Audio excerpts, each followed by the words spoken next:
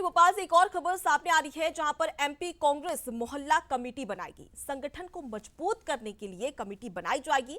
एक सदस्य को 30 से 40 घरों की जिम्मेदारी दी जाएगी। ग्रामीण इलाकों में गांव का भी प्रमुख यहां पर बनाया जाएगा।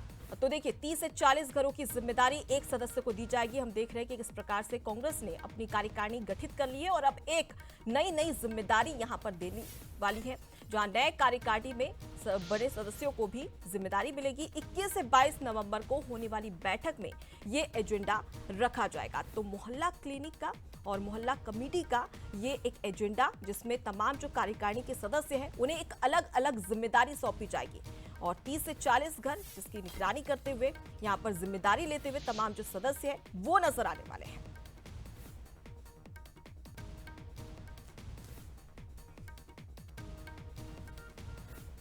तो देखिए, ग्रामीण इलाकों में गांव का भी एक प्रमुख बनाया जाएगा और नए कार्यकारिणी में बने सदस्यों को भी इस दौरान एक बड़ी जिम्मेदारी सौंपी जाएगी। तो बहुत ही महत्वपूर्ण ये बैठक, क्योंकि नई कार्यकारिणी बनने के बाद में ये बैठक रखी जाएगी 21 और 22 नवंबर को, जिस पर चर्चा की जाएगी, बातचीत की जाएगी।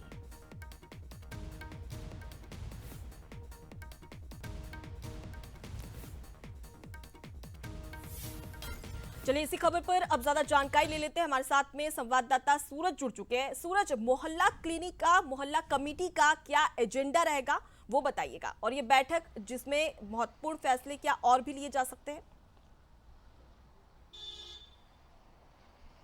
देखिए, बिल्कुल कांग्रेस विधानसभा और लोकसभा चुनाव के हारने के बाद अब संगठन को मजबूत करने पर काम कर रही है और यही कारण है कि 2 दिवसीय बैठक के लिए एक एजेंडा तय किया गया है, कैसे हम बूथ को मजबूत करें।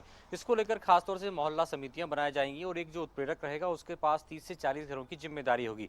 यानी हर एक मतदाता की मार्किंग कांग्रेस करेगी कि बूथ पर कितने मतदाता पहुंचे और एक एक व्यक्ति को जो उत्प्रेरक के रूप में जिम्मेदारी संभालेगा उसके पास 30 से 40 घरों की जिम्मेदारी होगी। यानी मैन टू मैन मार्किंग अब कांग्रेस करने चाह रही है हर बूथ पर कि कितने लोग कांग्रेस के पक्ष में हैं, कौन सा ऐसा जो पदाधिकारी या व्यक्ति है जो कांग्रेस ओरिएंटेड है, या कौन सा ऐसा व्यक्ति जो दूसरी पार्टी से संबंध रखता है, तो वो कैसे कांग्रेस संगठन से जुड़े, कांग्रेस की विचारधारा से जुड़े, उसको लेकर प्लान तैयार किया जाएगा। और खास तौर से ब्लॉक अध्यक्षों की बात हो या जिलाध्यक्षों की बात हो, तो लगभग उनके कार्यकाल को भी 3 साल करने की तैयारी चल रही थी। 2 दिवसीय बहुत महत्वपूर्ण बैठक होना है और सबसे महत्वपूर्ण काम यही है कि बूथ को कैसे मजबूत करें।